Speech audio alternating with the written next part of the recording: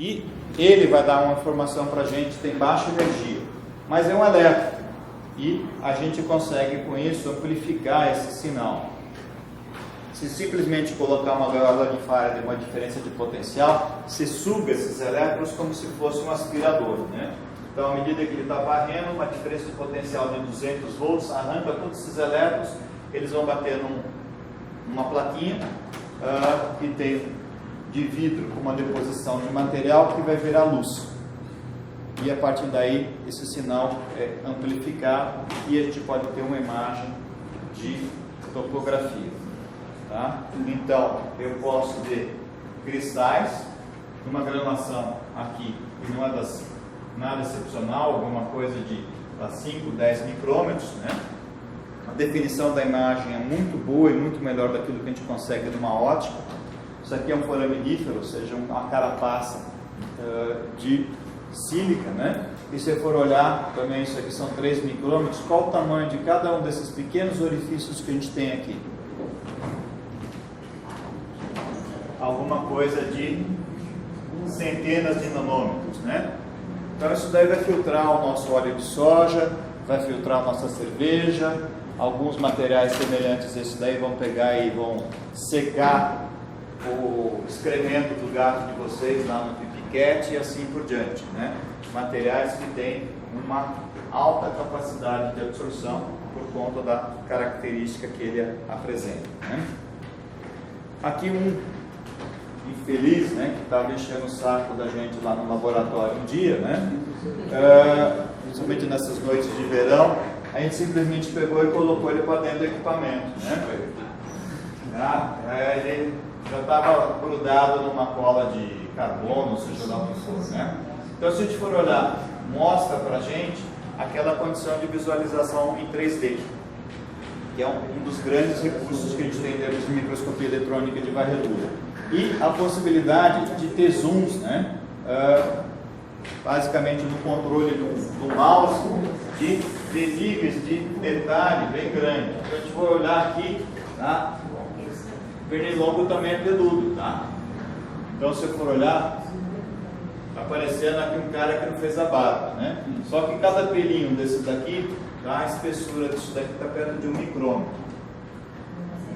Tá? O comprimento desse espelhinho aqui na asa dele deve estar beirando alguma coisa perto de 5, 8 micrômetros.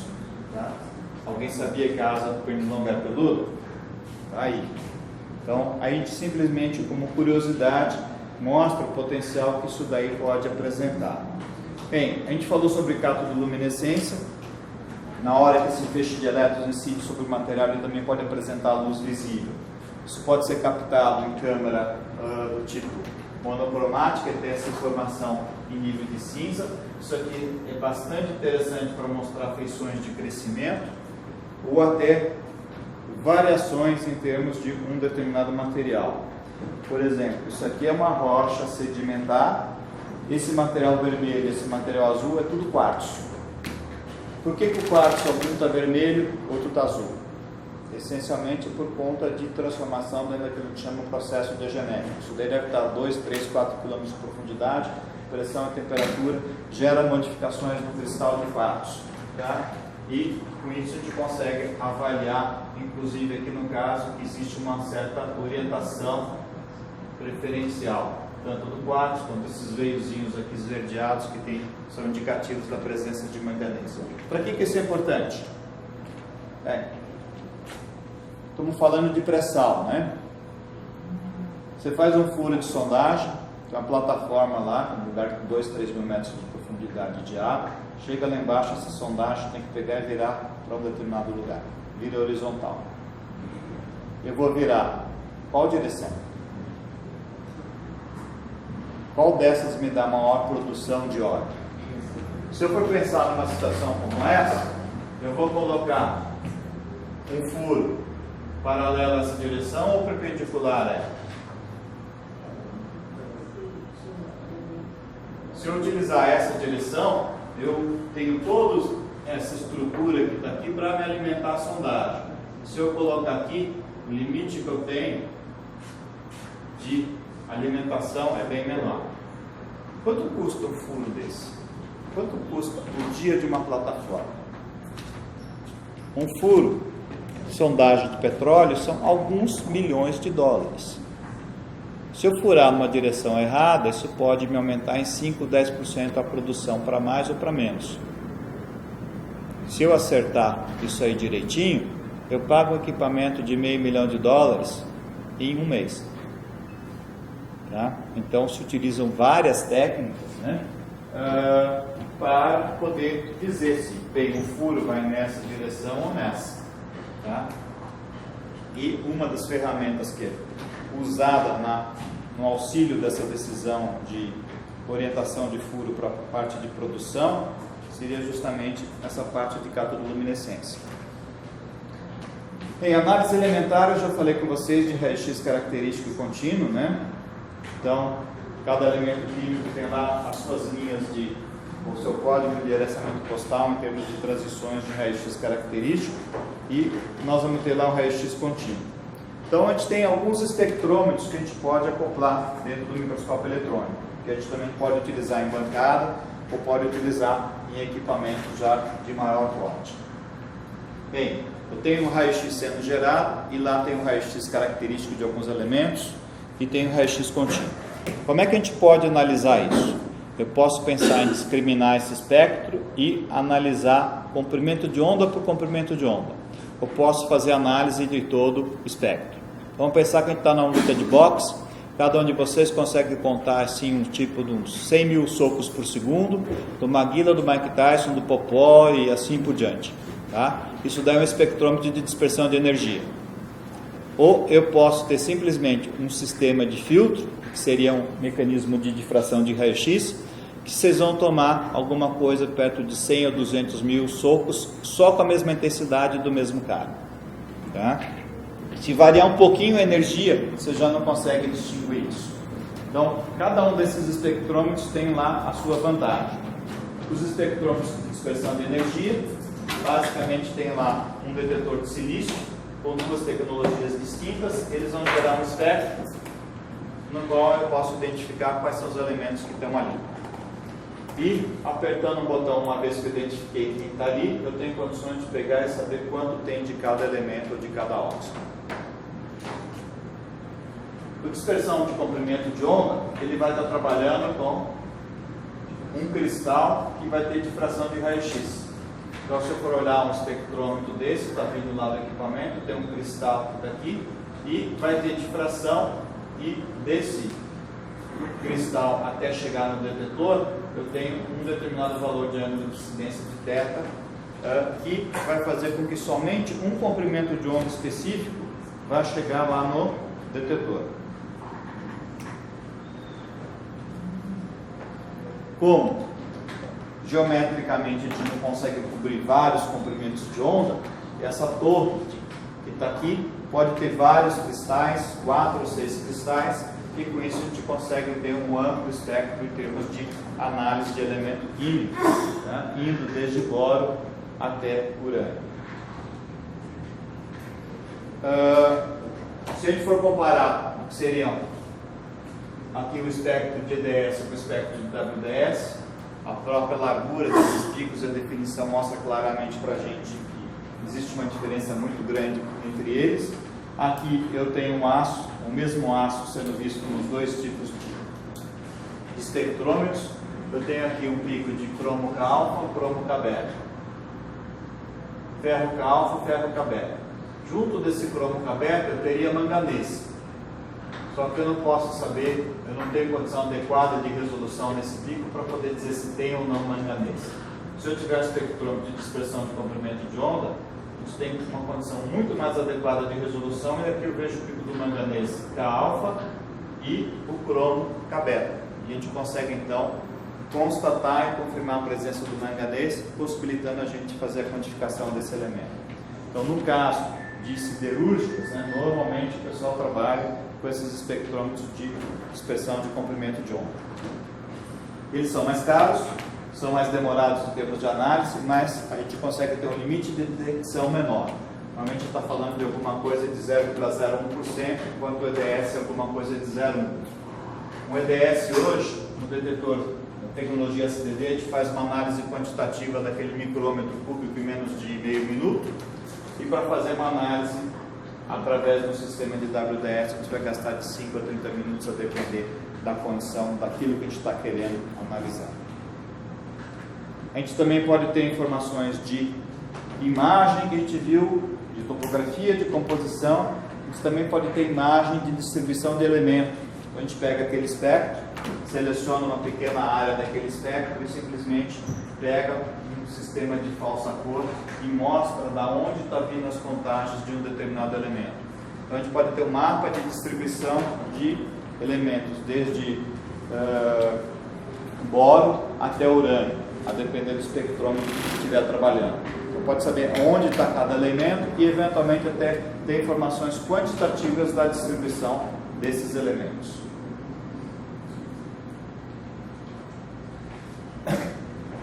A gente falou de difração de raio-x pelo método do pó.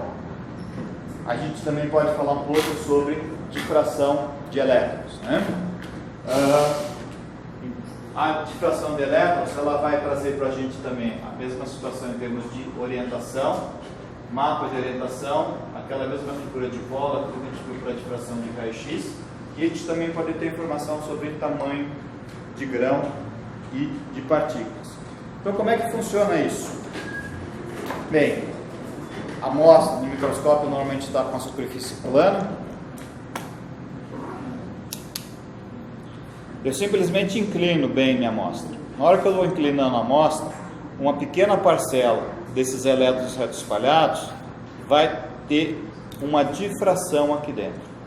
E essa difração que está aqui, eu coloco um detetor aqui na frente para ver justamente esse espalhamento de difração de raio-x.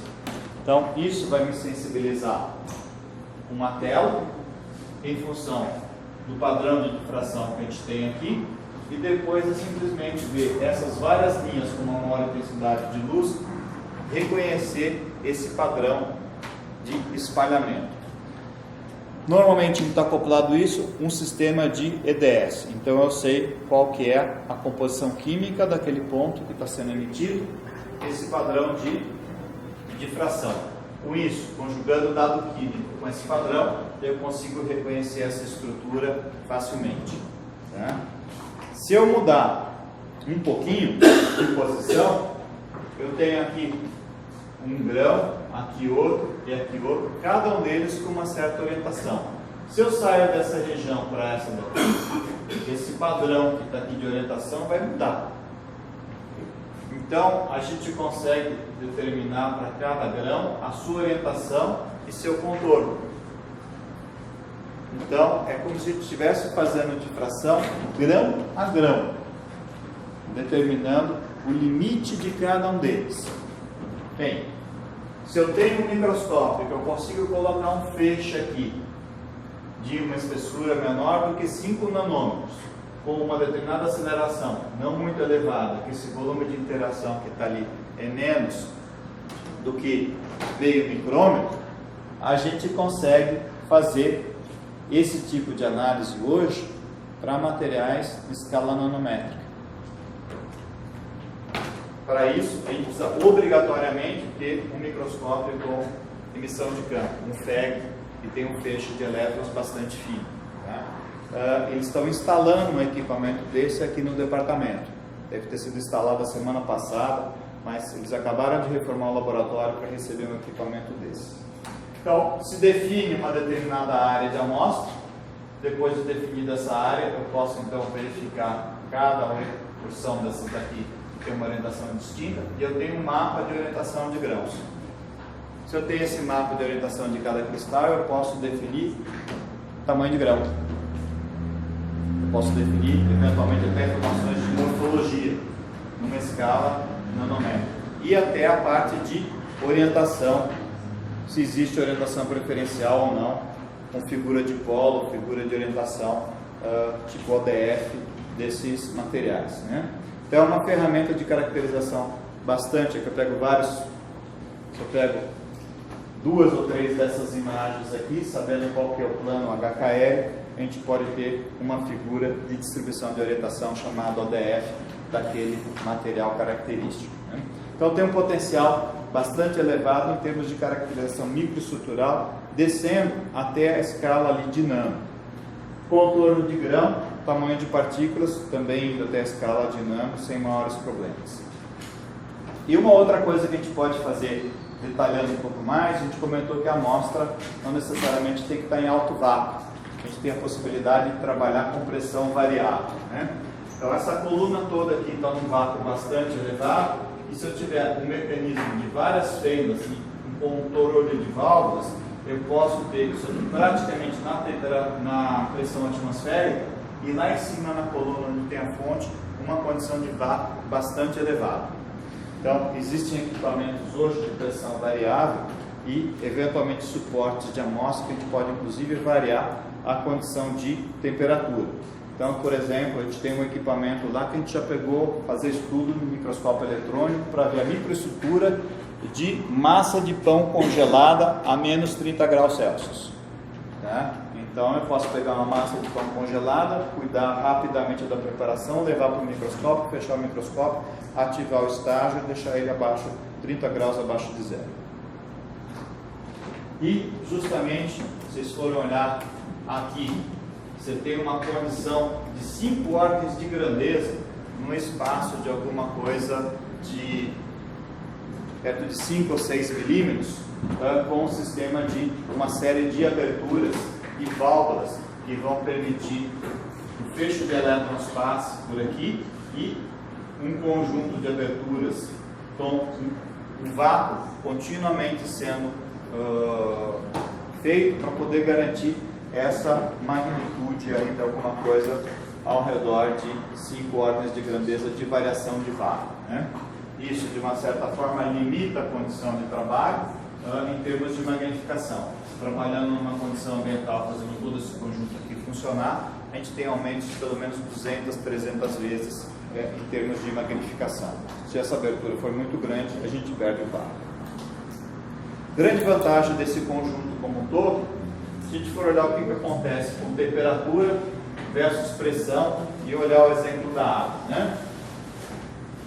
À medida que a gente vai abaixando a temperatura, né, eu preciso de uma menor pressão para ter a fase líquida de água. Então, isso aqui seria o limite. A partir dessa linha para cima eu tenho água de estado líquido, dessa linha para baixo eu tenho água no sistema gasoso. Então, vamos pensar aquilo que normalmente a gente vê, né? O que acontece quando a temperatura baixa para uma mesma condição de pressão?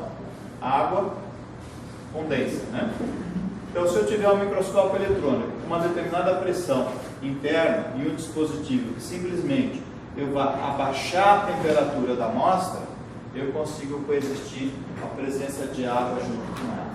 Então, materiais, muitas vezes que são que a gente precisa lidar com água em termos da própria análise ou estudo de cristalização, a gente pode fazer dentro daquilo que a gente chama de um microscópio ambiental. E já no microscópio de pressão variável, a gente não consegue essas condições de pressão para poder ter coexistência de água dentro do sistema. Então isso permite, numa escala ainda de alta resolução, resumindo numa escala nanométrica, estudar reações de hidratação, de desidratação, dissolução, cristalização, crescimento de cristal. A gente pode abandonar totalmente aquele conceito de preparação de amostra, tem que fazer recobrimento de ouro, carbono, assim por diante. Trabalhar com amostras hidratadas, biológico, posso pegar um tecido de qualquer ser vivo e colocar lá dentro do tecido para poder fazer uma análise dele, né? Fazer análise de pressão variável ou com variação de temperatura e ter uma facilidade muito maior em termos de preparação de amostra. Obviamente isso tem um certo sacrifício, principalmente no que se refere à análise química, porque esse feixe ele não vem mais com uma espessura muito pequena, na hora que ele entra numa condição de pressão mais baixa, ele começa a abrir como se fosse um cone, como se fosse um leque, e a gente perde um pouco de resolução. Então a gente tem um pouco mais de restrições quanto à parte de análise elementar. Análise quantitativa pode descartar, mas a gente pode fazer análise qualitativa e a resolução da imagem ela acaba sendo um pouco prejudicada. Então é uma ferramenta extremamente poderosa de caracterização. Hoje eu diria que boa parte universidades, centros de pesquisa dispõem de microscópio eletrônico, mesmo a nível federal. Houve uma distribuição muito grande desses equipamentos em centros de pesquisa. Empresas ainda são poucas, né? Mas dentro de universidade é comum. Se for olhar, esse departamento aqui tem 2 equipamentos, um é novo, acabou de chegar, outro deve ser perto de 97 mais ou menos. Atravessando a rua, a gente tem um equipamento comprado em 2008, um comprado em 94 em perfeitas condições de operação. Você vai na elétrica, na Poli, tem um outro equipamento por parte de materiais na indústria de microeletrônica. E assim hoje dentro da universidade a gente encontra uma quantidade bastante ampla desses equipamentos e alguns desses microscópios, não de resolução muito elevada, mas provavelmente de 10, 20 mil vezes, a gente pode ter um equipamento de bancada, coloca no carro e leva para onde a gente quiser. Tá? Então, se a gente for pensar um excelente microscópio óptico, tem um custo de um microscópio eletrônico de bancada que hoje dá quase para... Não dá para pôr na mochila nas costas, mas se o cara for meio fortinho, ele põe na mochila e leva nas costas. Tá? Então, a gente começa a ter essa condição de equipamentos cada vez mais compactos, obviamente nem sem ter uma resolução e uma sofisticação que o equipamento desses tem, alguns deles chegando aí perto de $1 milhão, os top de linhas. E os mais simples, alguma coisa perto de 100, 120 mil dólares.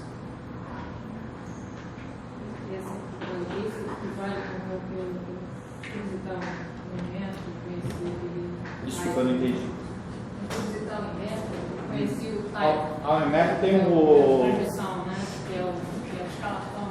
eles têm o transmissão e tem ainda um outro lá no Inmetro. Eles têm um que eles usam para preparar a amostra para transmissão, que o pessoal chama Dual Beam. Tá? Então você tem um microscópio eletrônico e do lado do microscópio você tem um canhão de íons. Esse canhão de íons vai fatiando a tua amostra. Tá? Ele simplesmente vaporiza e com isso você tem condições de fazer uma análise praticamente 3D. Você faz a imagem, tira uma camada, faz outra imagem, tira outra camada, faz outra imagem. Isso que o pessoal chama um FIB, né? Que é um sistema de microscopia eletrônica que você tem condições de fazer isso indo com resoluções de imagem até alguma coisa perto de 10 ou 5 nanômetros no limite do limite. Hoje existe microtomografia que você faz análise de materiais na faixa de acho que 30 nanômetros. A Santa Catarina tem um equipamento desse comprado pela Petrobras, também um equipamento perto de $1 milhão. Existem outros tomógrafos no mesmo conceito que de tomografia médica, né? Que trabalham aí hoje usualmente na faixa de 7, 10 micrômetros de resolução, e alguns que utilizam uma ótica particular, que nem esse que vai para 30 nanômetros, que é uma ótica que o pessoal usa em síncronon, né? Que seria, de vez você utilizar uma fonte de elétrons, você tem uma fonte com uma quantidade de energia muito mais elevada, muito mais potente, e que depois você pode pegar uma saída dessa para colocar num tomógrafo. Esse mesmo sistema de tomografia, você tem hoje equipamentos de bancada beirando perto de $1 milhão. A gente deve estar instalando um sistema desse na Poli no mês que vem, mas como resoluções na faixa de 1 micrômetro. Tá? O IPT tem um hoje na faixa de 10 micrômetros, tá? Que é mais para a parte metrológica propriamente dita, né? E fora isso, a gente vai ter depois a parte de microscopia eletrônica de transmissão, na qual a espessura tem que ser fina o suficiente para a gente poder estudar os feixes de elétrons que está atravessando o material. Então, o que acontece? Se transmitiu mais ou menos, você consegue diferenciar fases por transmitância de elétrons. Então, você tem condições de avaliar diferenças de composição. E da mesma forma, a gente tem condições de ver esses padrões semelhantes que a gente está vendo no EBSD de difração de elétron reto espalhado. Você tem padrões de elétrons de difração de elétron transmitido. Então, da mesma forma, também fazer estudos de cristalografia. A única coisa que o microscópio de transmissão, a magnificação disso é muito maior. Então, se a gente está falando no microscópio de varredura indo de alguma coisa de 10 vezes, hoje indo até $500 mil de vezes, Um microscópio de transmissão, nós estamos falando de 10 mil vezes para mais, e a gente vai estar trabalhando com defeito cristalino, a gente vai estar trabalhando tipo birimboca da parafuseta, né? Então é um negocinho numa escala tão pequena, e uma das grandes dificuldades que a gente tem é o que a gente vai ver lá, qual a representatividade daquilo que a gente tem, né? Então a microscopia eletrônica de varredura, às vezes ela é uma atividade prévia ou de preparação, se tiver como lá no Inmetro, por exemplo, que eles têm um FIB, né, um dual beam, prepara a amostra, se seleciona o material, e o próprio microscópio eletrônico é uma ferramenta de preparação de amostra para fazer um estudo mais detalhado em transmissão. A estrutura dele é completamente Não. Não. Você tem esses microscópios trabalham com 30 kV de aceleração. Se for olhar, esses microscópios de transmissão estão trabalhando com 200, 300, 500 mil volts. Então, a energia que você tem de elétron para atravessar a amostra tem que ser uma coisa bem mais expressiva, né? E são realmente equipamentos de um porte muito mais expressivo, e são poucos. Então, microscopia de transmissão a gente tem aqui na USP, no IPEM, e tem microscopia de transmissão na física. Não sei se o pessoal da química já conseguiu comprar um equipamento desse. Mas tem o laboratório de nanotecnologia? Tem, não, um síncroton na Unicamp tem. O laboratório de nanotecnologia fica do lado. Sim, seguramente eles têm esse tipo de aplicação. Aí você precisa ter essencialmente pessoal na área de física, tá? E pessoal extremamente dedicado para isso. Ao passo que você for olhar hoje, tem boa parte dos laboratórios que microscópio eletrônico de varredura é aluno de graduação que está lá brincando. Tem alguns microscópios de bancada que é como se fosse uma máquina fotográfica. Até a operação daquilo é extremamente intuitiva, né? Então o pessoal já faz com que as coisas sejam parecidas, né? Hoje você pega um celular, quer jogar uma coisa no lixo, você faz assim, né? Então eles começam a fazer com que os comandos sejam mais ou menos intuitivos para a gente. Eu não sei, faz assim, pronto, foi para o lixo, tá? Então descarta. Então as coisas passam a ter fazer um microscópio virar uma máquina fotográfica. Alguma coisa mais, gente? Não, é porque na oficina, né, tem uma parte que assim, eu particularmente dá para pegar, a outra não, né? Sim, não, o volume de informação que eu passei para vocês hoje é muito grande, tá? E se vocês forem pensar, o que tem de ferramenta é uma coisa muito, muito, muito grande em termos de você poder utilizar como técnicas de caracterização. E para nano, você tem que pensar, bem, você quer uma análise bulk ou você quer uma análise específica? A microscopia de varredura vai trazer a grande vantagem de você poder ver a tua amostra numa resolução bastante elevada. Você tem condições de ter imagem de 100, 200, 500 mil vezes, se você tiver condições adequadas de sala ou de ambiente, né? Então tem coisas, por exemplo, que não é tão simples assim. Você pegar um microscópio desse e colocar na sala, tá? Muitas vezes a gente sofre, tá? Aqui na USP nós estamos em cima de um brejo, tá? A gente tem uma vibração de baixa frequência. Se eu quiser uma imagem de alta definição, o primeiro grande problema é isso: minha imagem está toda tremenda. Então, só em determinados momentos ou em determinadas condições particulares eu consigo ter uma resolução mais elevada. Ou tenho que comprar uma base com sistema ativo antivibração. Aí você vai lá pegar o teu avião, você coloca o teu fone de ouvido com sistema ativo de cancelamento de ruído, tá? Você pode ter um sistema ativo de cancelamento de vibração que você coloca embaixo do microscópio, tá? É mais que um amortecedor, né? Ele sente a vibração e gera uma vibração contrária para anular aquela, porque baixa frequência você não tem outra forma, né? Então, se você for olhar os microscópios que estão sendo instalados para trabalhar com 100, 200, 500 mil vezes, a depender do local, você precisa disso, tá? A gente está acabando de comprar um brinquedinho desse, mas uma base dessa é 80 mil reais. Tá? Eu acredito tunelamento. Eu inicialmente fui biologia, depois eu fui mudando para outros campos. Tá. Aí tinha lá na oficina da FRJ tinha transmissão de varredura, né? Tem tunelamento, você tem confocal, você tem interferometria, você tem quantidade de opções, força atômica. Então, a quantidade de opções que você tem hoje em termos de técnicas de microscopia, ela é bastante vasta. Você quer estudar superfície, você pode utilizar interferometria com resolução de centésimo quase de nanômetro. Você tem microscopia confocal trabalhando com décimo de nanômetro de resolução vertical para ver rugosidade. Você pode utilizar microscopia de força atômica, onde você já tem quase um dispositivo físico fazendo isso, né? Você tem mecanismos que trabalham com interferência de luz para fazer isso, ou laser, ou luz visível, né? Então a quantidade de equipamento realmente é excepcional hoje para lidar com isso. Você quer saber composição química de uma ou duas camadas atômicas, tá? Você tem o TOF SIMS para fazer isso. Porque no Brasil não tem nenhum equipamento disso. Você tem que ir para algum, África do Sul, Austrália, no Brasil a gente não tem, tá? Então, você tem espectrometria de emissão de massa, tá? O íon secundário SIMS, né? Você tem...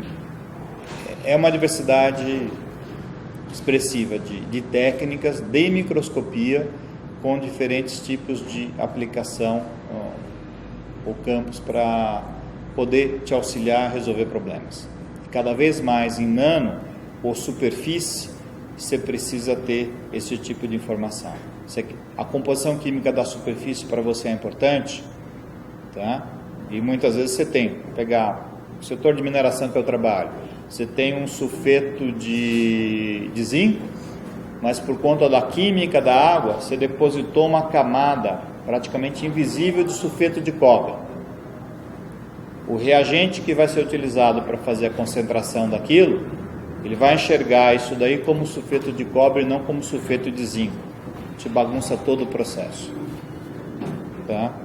Ou seja, uma vez que ele faz o diagnóstico disso, você tem que sequestrar todo o cobre que você tem na tua solução, na água, para evitar que tal tipo de problema possa ocorrer.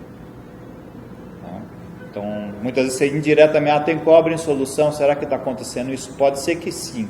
Mas a única forma de você saber é fazendo uma análise da primeira e segunda camada atômica para poder ver depois como é que é uma interação de um determinado reagente com uma superfície. Utilizando essas técnicas assim, de maneira bem leiga, mas como é que está a utilização desse campo para identificação no campo de poluição, né? Você está verificando na planta industrial, na vigilância de uma planta industrial, poluição a partir de... Em geral você analisa grandes partículas, né? Partículas de suspensão e tal, mas... A maior parte do que se analisa hoje em termos de poluição de material particulado é difração de raio-x. É a técnica mais difundida ainda. Essa técnica viria complementar facilmente para estudar fases menores ou potenciais deletérios que muitas vezes você não consegue ver pela difração de raio-x. Tá? A gente utiliza, não propriamente em filtros de material respirável, mas a gente utiliza essa técnica em vários tipos de situação de comatação de filtro, entupimento de filtro.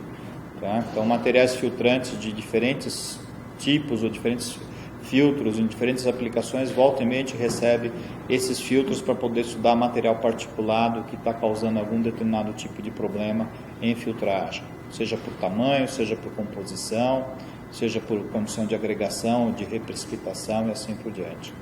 Tá? Mas em termos de poluentes, eu diria, tem um potencial, mas a relação custo-benefício ainda não é lá essas coisas. Tá? Se tem uma análise por difração, é uma coisa extremamente rápida, comparada com um trabalho de microscopia que você teria que utilizar em situações mais específicas. Se eu for pegar as normas de amianto, elas essencialmente passam por microscopia eletrônica. Então, para você poder avaliar a presença ou não de amianto, não tem outra forma em termos das normas internacionais que não seja por microscopia eletrônica verdadeira. Você tem que ver a fibra, você tem que reconhecer a fibra quimicamente para poder dizer aqui tem um amianto ou não. Tá? Difração de raio-x pode, mas o limite de detecção é bem maior. Pela microscopia eletrônica você vai lá e consegue ver níveis de detalhe que você não tem por uma difração. Só que tem sempre aquela história, imagem não basta uma, né? Você tem que ter uma quantidade muito grande de imagens e com isso o tempo que você tem é muito maior. A não ser que você tenha a condição de fazer uma automação para isso. Tá? Você quer saber resíduo de arma de fogo? Se você usou o revólver não na 48 horas, tem aplicação para microscópio eletrônico para isso no mundo inteiro.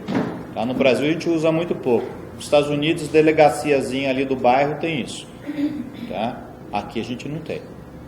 Tá? Você vai achar na Polícia Federal, eventualmente 5 equipamentos do Brasil, se estiver fazendo isso, é muito. Tá? Você vai numa cidade grande dos Estados Unidos, você deve ter 5 equipamentos numa cidade. Pra poder comprovar se o cara usando ou não uma arma de fogo e fazendo uma análise de uma área bem maior.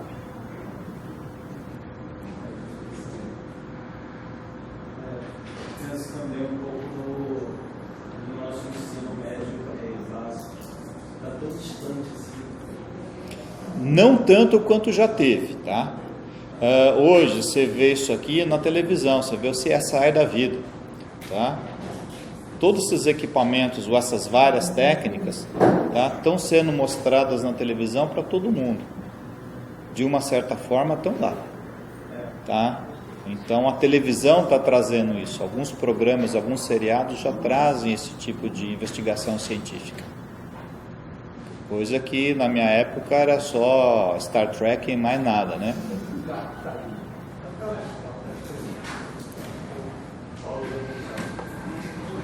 Ok, gente.